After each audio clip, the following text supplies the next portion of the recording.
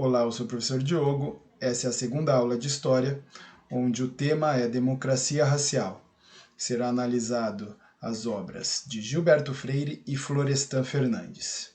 Título do material: Da Casa Grande ao Mito da Democracia Racial. Conteúdo: Gilberto Freire e os legados de Casa Grande Senzala, Mito da Democracia Racial e o Programa Unesco. Contribuições de Florestan Fernandes. Objetivos: analisar o elemento mestiço na construção da identidade brasileira, problematizando a visão de democracia racial e a desafricanização em espaços oficiais a partir de 1930. Analisar as contribuições de Florestan Fernandes para a desconstrução da ideia de democracia racial. Então, a partir de agora, como exercício, você deve identificar elementos que revelam as relações desiguais de poder entre brancos e negros. Então, identificação de elementos que revelem as relações desiguais de poder entre brancos e negros, a partir do fragmento de texto a seguir. Todo brasileiro, mesmo alvo de cabelo louro, traz na alma, quando não na alma e no corpo a sombra, ou pelo menos a pinta, do indígena ou do negro. Na ternura, na mímica excessiva, no catolicismo em que se deliciam nossos sentidos, na música, no andar, na fala, no canto de ninar menino pequeno. Em tudo que é expressão sincera de vida, trazemos quase todos a marca da influência negra, da escrava ou senhama que nos embalou, que nos deu de mamar, que nos deu de comer, da negra velha que nos contou as primeiras histórias de bicho e de mal-assombrado, da mulata que nos tirou o primeiro bicho de pé de uma coceira tão boa, do moleque que foi o nosso primeiro companheiro de brinquedo. Bom, então esse é um trecho de Paulo Freire, tá? Um trecho de Casa Grande Senzala. Já percebam que a visão ela é bastante harmoniosa aí entre os dois grupos, né? Escravizados e escravizadores. Mas vamos ver qual análise que o material traz a seguir. Na descrição de Freire, as relações de poder assemelham-se a uma boa escravidão, supostamente uma relação amistosa e paternal por parte do senhor e harmoniosa e de fidelidade por parte do escravizado. No entanto, é possível identificar, a partir do que conhecemos sobre nossa história e seu legado racista, como o poder era exercido e, sobretudo, como eram as formas de violência expressas nas relações entre brancos e negros. No retrato do autor acerca das mulheres escravizadas, notadamente seu papel é o de sujeição, de inferioridade, já que são condicionadas a uma função de manutenção das dinâmicas de poder, como a geração de filhos, legítimos ou bastardos, consentidos ou frutos de violência. Também as denominadas amas de leite, assim amas que embalavam e amamentavam os filhos de seus senhores, eram cruelmente impedidas de criar seus próprios filhos. Assim sendo, a harmonia inexistente, o poder era constituído pelo homem branco, senhor de terras e de escravizados, sequestrados de seus locais de origem que trabalhavam sob cruel violência no eito ou no espaço doméstico. Então aí tivemos a análise do trecho de Paulo Freire. Vamos agora para o texto da Lilian Schwartz. A escravidão edulcorada e a construção da democracia racial. Nos anos 1930, o livro Casagrande Senzala, do antropólogo e sociólogo pernambucano Gilberto Freire, de 1900 a 1987, promoveu uma interpretação distinta do negro e da mestiçagem na sociedade brasileira. As raças ditas inferiores no século XIX, símbolos do subdesenvolvimento nacional na obra, passaram a ser consideradas um dos pilares da formação da nossa sociedade e da identidade brasileira. Segundo Freire, diferentemente da segregação racial mais rígida ocorrida em outros países como nos Estados Unidos, as relações entre brancos e negros no Brasil teria se dado na proximidade, na intimidade e na afetividade, ou seja, seria uma escravidão edulcorada, harmoniosa entre as diferentes raças, resultando na mestiçagem. Essa relação teria viabilizado uma convivência pacífica, o que mais tarde foi transformada na ideia de democracia racial brasileira. Era assim que o cruzamento de raças passava a singularizar a nação nesse processo que leva a miscigenação a parecer sinônimo de tolerância e se transformarem em modelos de sociabilidade. Não que inexistissem relatos violentos na obra de Freire, mas o fato é que o antropólogo idealizava uma nova civilização, cujo modelo era o da Casa Grande nordestina, uma sociedade da cana em que inclusão social casava-se com exclusão. Opostos se equilibravam e a escravidão aparecia de alguma maneira explicada pelo inóspito da colonização. Então, retomando alguns trechos da análise da Lilian sobre o material. Então, da análise da Lilian, vou destacar esse trecho. Segundo Freire, diferente da segregação racial mais rígida ocorrida em outros países, como Estados Unidos, as relações entre negros e brancos, entre brancos e negros no Brasil, teriam se dado na proximidade, na intimidade, na afetividade, ou seja, seria uma escravidão edulcorada, harmoniosa, né? Então, que é muito bizarro, gente, pelo seguinte, se a escravidão não é harmonioso, né? Então, não existe nada de próximo, de íntimo, de afetivo na escravidão, né? Existe ali quem oprime e quem é oprimido. Então, essa visão, ela é bastante tendenciosa, ela descaracteriza a realidade de fato. E aí, desta visão, né, que surge a ideia de democracia racial. O que é essa democracia racial? A harmonia entre os povos, entre os segmentos étnicos que formaram o nosso país. Então não houve harmonia. Se você teve a escravidão, quer dizer que a harmonia não houve, né? Alguém sofreu nessa relação. Então percebe que não cabe aí o termo democracia racial. Bom, agora na sequência do material, a gente vai fazer a leitura de alguns textos sobre contextos históricos, e aí é preciso observar os questionamentos que devem ser feitos a seguir, tá? Então são 3 tópicos ali. Em que medida Casagrande Senzala, de Gilberto Freire, positivou a mestiçagem? Então é um questionamento. Dentro do discurso freiriano, o mestiço seria um modelo racial de boa convivência e entrelaçamento entre diferentes. Essa questão está relacionada ao mito da democracia racial que ainda sobrevive no Brasil? E o terceiro tópico é o seguinte: segundo a autora, a partir da década de 1930, o elemento mestiço passa a ser também observado nas políticas públicas, na cultura e em espaços oficiais. Em que aspectos esse discurso do mestiço nacional influenciaram a ideia de desafricanização? Dê exemplos. Então são aí 3 pontos que a gente vai analisar no material a seguir. Então agora vamos para o texto 1, Gilberto Freire, o mestiço como ícone da nação. O livro Casagrande Senzala oferecia uma interpretação inesperada para a sociedade multirracial brasileira, invertendo o antigo pessimismo e introduzindo os elementos culturais enquanto indicadores de análise. O cadinho das raças aparecia como uma versão otimista, mais evidente aqui do que em qualquer outro lugar, fazendo da mestiçagem uma questão ao mesmo tempo nacional e distintiva.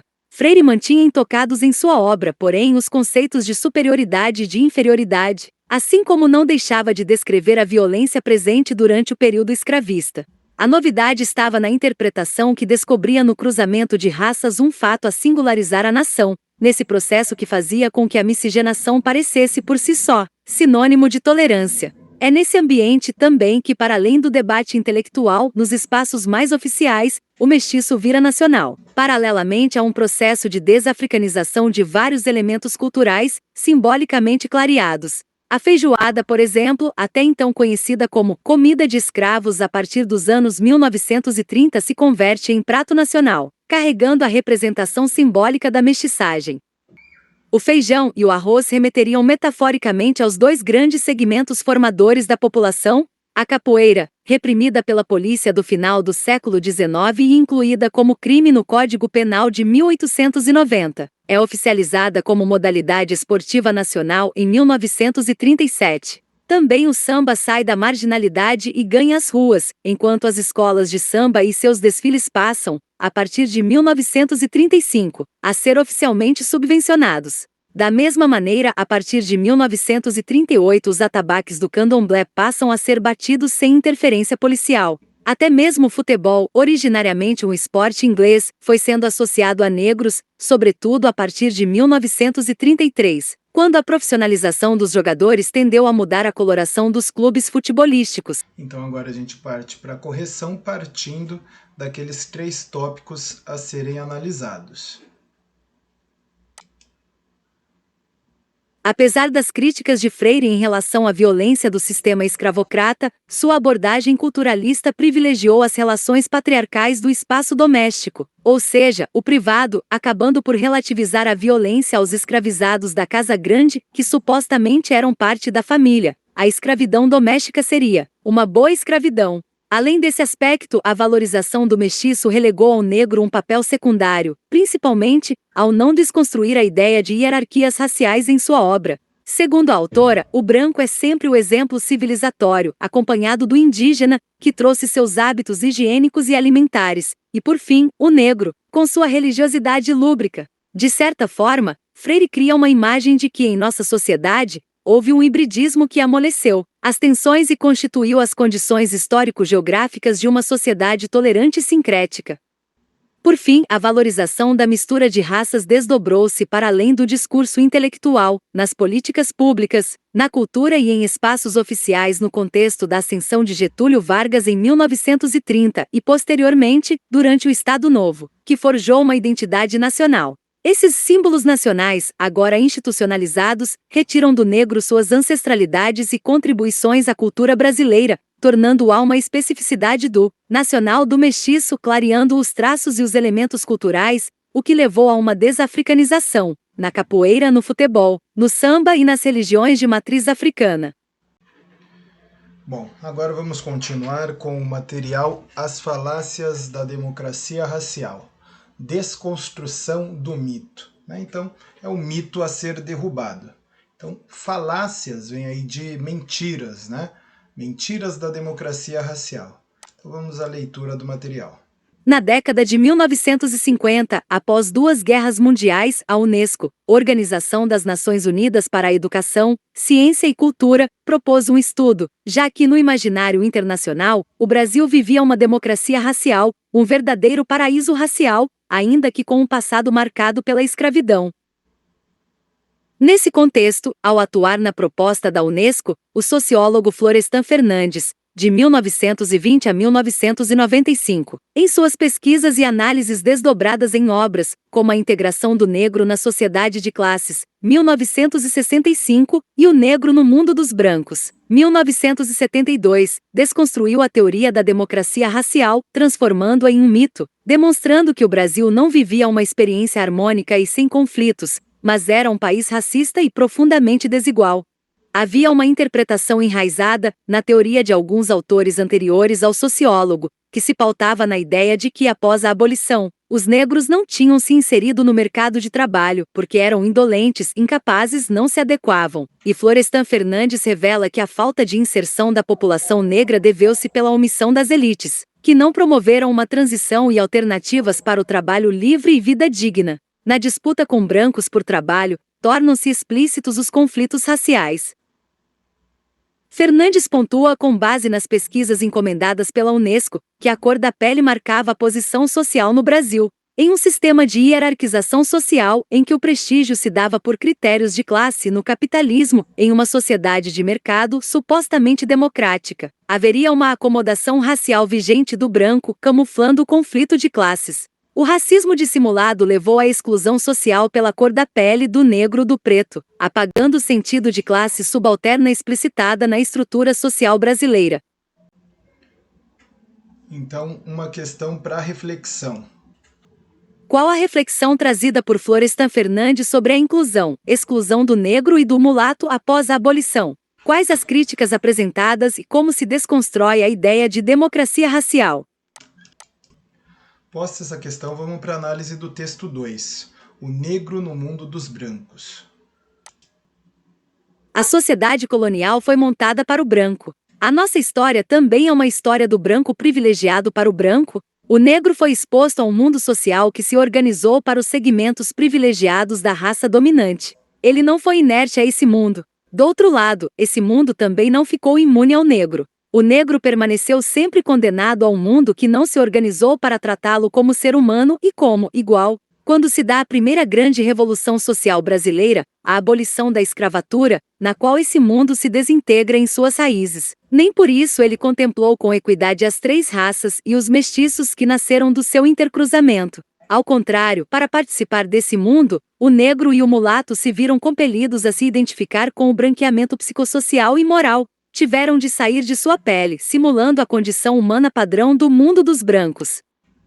Então, terminada a leitura do texto do Florestan Fernandes, vamos para a correção da questão proposta. Os principais pontos apresentados por Florestan Fernandes revelam as marcas históricas das dinâmicas de modernização de nosso país, mais especificamente, no estado de São Paulo, que levou ao desajustamento estrutural do negro. A sociedade patriarcal, organizada para o benefício dos brancos, legou, após a abolição, a exclusão e a inferiorização do negro e do mulato. No mundo capitalista e competitivo, estereótipos negativos sobre o trabalhador negro em comparação com o imigrante. Dessa forma, o autor desconstrói a democracia racial e ainda apresenta uma crítica concernente à saída moral e psicossocial branca, dada ao negro e ao mulato, marginais ao núcleo do sistema capitalista, tiveram de sair de sua pele, simulando a condição humana padrão do mundo dos brancos. Bom, então vamos finalizar essa aula com uma leitura do infográfico. Nesse infográfico a gente tem de um lado Gilberto Freire e do outro Florestan Fernandes. Lá como título, vejam só, Democracia Racial versus Mito da Democracia Racial. Então vamos ver as proposições aqui do ideário criado no mundo do Gilberto Freire. Então, visão culturalista que harmonizou as relações raciais, principalmente ao priorizar o espaço privado, então doméstico. Cadinho das raças, versão otimista do mito das três raças, positivou a miscigenação, aspecto singular da sociedade brasileira. E, por fim, crítica à escravidão, no entanto, com viés racial hierárquico e relativização da violência no espaço privado. Agora, Florestan Fernandes. Temática racial a partir da desigualdade e discriminação. Historicamente, existe uma hegemonia da raça branca. Questiona se a ausência de tensões abertas e conflitos explícitos seria sinônimo de uma boa organização das relações raciais. Após a abolição, outras barreiras são criadas de ordem moral e econômica, limitando o acesso à cidadania. Crítico à ideia de que a miscigenação traria ausência de estratificação social. E, por fim, sistema enraizado na hierarquia social. A ideia de raça apaga o conflito do negro como raça subalterna. Tá? Então essas daí são as proposições de cada um dos autores. Tá? Então Gilberto Freire, antropólogo, né?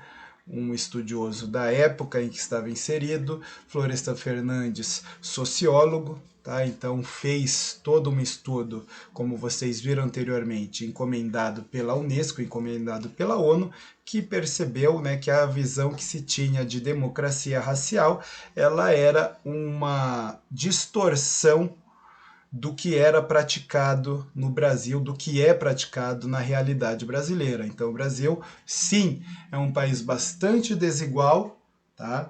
E essa desigualdade ela tem aí uma construção estrutural, uma construção histórica que é pautada no racismo, na discriminação, né? E no caso na supressão de direitos de determinados grupos sociais.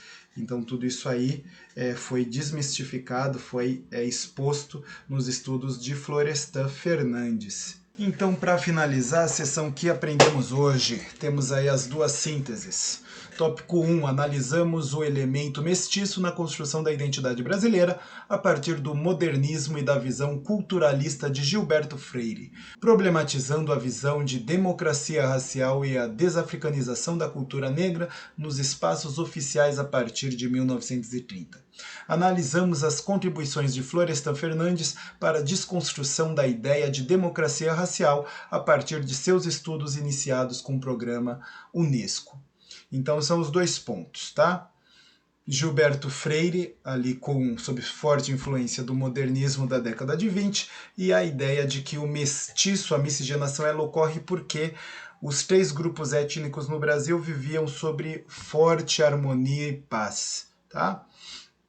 Isso vai servir também para apagar a cultura negra dos espaços públicos oficiais, né, e criando a ideia de uma cultura nacional miscigenada. Na sequência, nos anos 60, a gente tem aí a encomenda de estudos da ONU, né, com o programa Unesco, onde vem aí a derrubar essa ideia de harmonia e paz, né, entre os três grupos étnicos brasileiros. Então você vai demonstrar nesses estudos que sim, O Brasil é um país extremamente desigual e essa desigualdade é pautada pelo racismo. Tá?